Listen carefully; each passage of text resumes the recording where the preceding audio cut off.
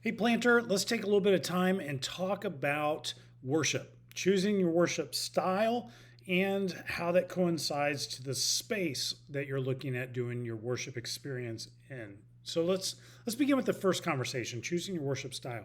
Here's just some helpful thoughts I want you to think through when it comes to worship and the style by which you choose to worship. First of all, there's no such thing as Christian music. There's just Christian lyrics.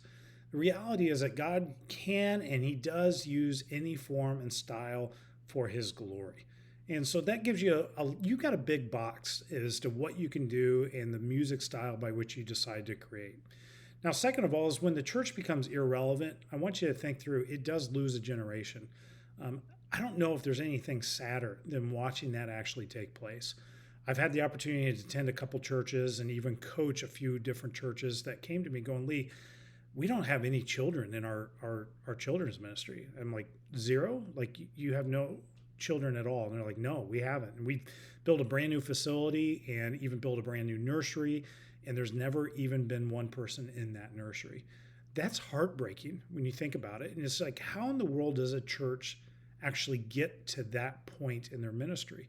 And the reality is, it's one small choice after another small choice of moving in one certain direction and choosing not to change and adapt to the next generation as it's coming forward. I was a youth pastor for almost 6 years at a church, enjoyed thoroughly what God was doing there. And it was a great experience. It was great to cut my teeth in ministry. Had some wonderful mentors in my life that helped me be developed and become kind of the leader that I am today. And God was doing a remarkable work. In the time I was there, I saw the youth group go from about 80 kids that were well-behaved church kids that would show up, per week, to roughly from fifth all the way to 12th grade, 470 kids would show up on a weekly basis in actual attendance. We were graduating a large number of students every year out of our high school ministry, but we had nothing for them to fall back on and stay connected to the life of the church. Church was only about 700 people, and it stayed at 700 people the entire time that I was there, even with the growth of the youth ministry. Now, we were located probably within about 30-minute drive from close to 15 colleges and universities. And still, we had nothing for them. And I remember coming to the leadership team saying, hey, can you give me some margin and a little bit of a budget to build something to go after this college age, because it's critical. And they kind of looked at me and were kind of like, no, kind of patted me on the head and said, well, that's nice, but not really. And that became one of the markers for us, kind of going, I think our time here is probably limited, and we may need to begin to think about what's next. And it was during that season that God called us to go plant a church. But here's the thing that was interesting through that season was after we left the church, I went back to that church for the very first time about 15, 16 years after we had left. And that church had slowly declined in population and attendance, and it lost an entire generation. All those kids that had grown up in that church in my youth ministry, for the most part, were all gone and left to go attend other churches if they decided to stay connected to the church. And we need to recognize that if we just maintain the status quo, we just keep doing year after year the same thing of what we've been doing, eventually our irrelevance will actually cause us to lose a generation. And so, pastors, as you design, and even church planters, be wary, be cognizant of what may come down the pipeline, even as you age and as the church continues to age. See, established churches tend to choose tradition over their children. And we want to be careful of setting up too many traditions and making sure those traditions actually don't get in the way of us carrying out the mission. And I can't think of a greater mission that a church has than its own children and the next generation that's going to follow them. Worship style is something that needs to be based on mission context. It's who is in our community, how can we best reach those people, and then create your style of worship experience based on that. Style is never about giving people what they want or what they prefer. It really is about how they're going to best connect to God in praise. Now, our current community here in the Orlando metro area is a very multi-ethnic community, and I would even say multilingual. Orlando is a worldwide connected city. And so we knew we had to do our worship experience a little bit different than what we had done in Arizona and even how a lot of other churches. We do our worship experience is we're one church, but we operate in two languages, meaning that even in our worship service, you'll hear both English and Spanish sung from the stage. Now, we predominantly will do English, but we even have Spanish translation that takes place during the sermon, and we have a Spanish option for people that want to go to 100% Spanish experience. And so recognizing that's who we are, that's our community, and we've got to be willing to bridge that gap. And so our worship experience is defined by what is the mission that lives in front of us. Style should always be driven by mission and not preference. Focus on the unity of the body instead of learning to cater to consumerism. People will always want their way and what they think is right. That is not our goal.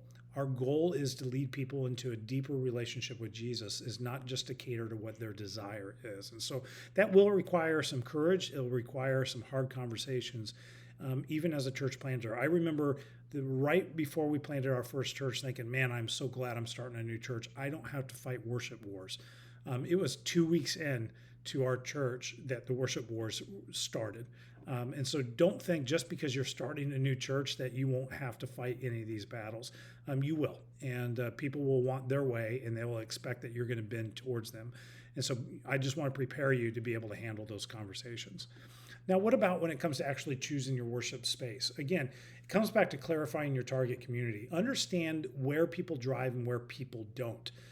You want to make sure that you pick a facility that is in the natural commute of most of the people within that community. There are a couple places that everybody will know, and so find a place that's comfortable and familiar. Everybody knows where the local high school is. Everybody knows probably where the local movie theater is. And so in that process, be creative, be patient, stay persistent. I know pastors that actually saw their church plant grow to 500 people in an Italian restaurant that closed down on Sundays. And even the pastor talks about that after the services, they would spend time filling the salt shakers for the business owner that owned that Italian restaurant. You have the ability to be creative, but think through where people go. And some natural barriers are freeways, bridges, railroads. Those are natural barriers that people tend not to travel to the other side of those things. And so know your audience, know where they drive, find a place that's familiar. Now, let me talk a little bit more in detail about that. A lot of church planters, if you're going to choose a portable situation, oftentimes will find themselves in an elementary school. Why an elementary school? Well, elementary schools are cheaper. And so most people will choose an elementary school just simply because of that fact. Let me encourage you, think outside of that just being a financial game, because in the long run, it may actually hurt you. Most elementary schools in America are tucked into a community and a little bit more difficult to find.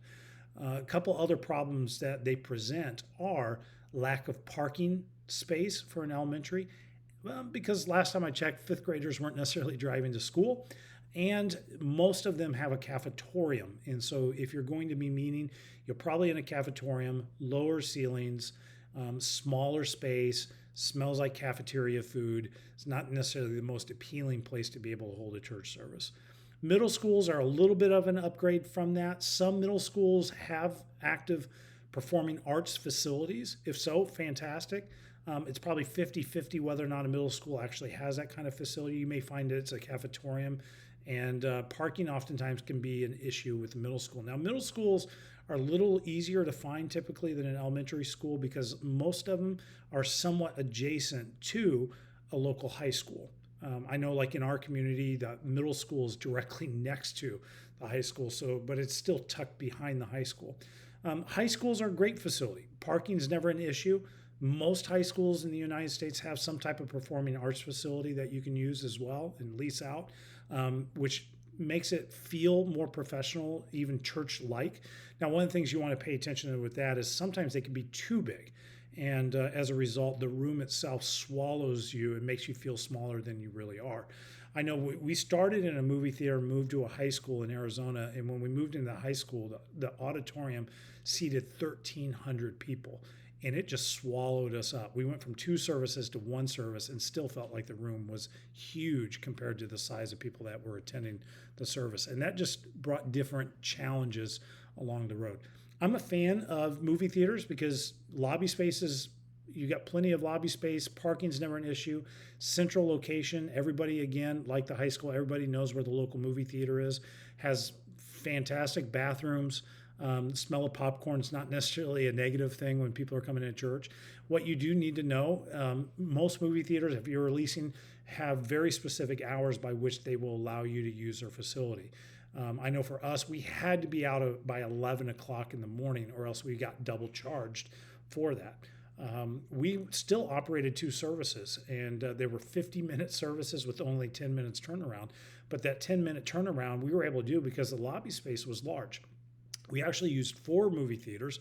One was for the adults, and we used 3 different other movie theaters to create children's space and children's classrooms for them to have their ministry time as well. The other thing you want to be aware of in a movie theater is most of the time that they are actually starting movies while church is going on. I can remember sometimes preaching and hearing the movie theater next door rumble, and there's like the whole room shaked, and you just have to kind of stop and pause, make a joke in the middle of the sermon, and you can just keep going. But that's something to be aware of because you will have people even from outside stepping in to go see a movie while church is going on. So you want to make sure you tighten down the security surrounding children's ministry specifically if that's the case. The other thing we had to pay attention to when it comes to children's ministry, both in a school situation and in a movie theater, we had to bring our own vacuums, kind of vacuum the floors, clean it up. Nobody wants their 2-year-old walking over and picking up an old kernel of popcorn while they're in church. And so at the same time, we bought our own rugs and we threw rugs down and kept those clean as well. And so the kids weren't walking around and crawling around on the movie theater floor per se. But there's an opportunity here to be creative. Find space that's going to work for you. The other question I get sometimes is, what about hotels? Hotels, they could possibly work, could not. Depends on their parking situation. The challenge is the ballroom. Do you have space to actually put and do children's ministry? Some situations, yes. Some situations, no. If it's a big hotel that has lots of ballrooms, the challenge is it's probably tucked way back and difficult to actually get to. And they may actually have valet parking only, which could be a detriment as well to people attending. So be creative, be patient. Don't force this. I know church planters that have gotten themselves in trouble because they just had to force that facility. And you want to be careful of ever getting into that situation. Trust that God will open up the right space at the right time for you to reach your community. And stay persistent. Just stay on the phone, keep calling, keep looking at different options until that breaks loose. Excited to hear and see where you end up planning your church and the facility that God provides.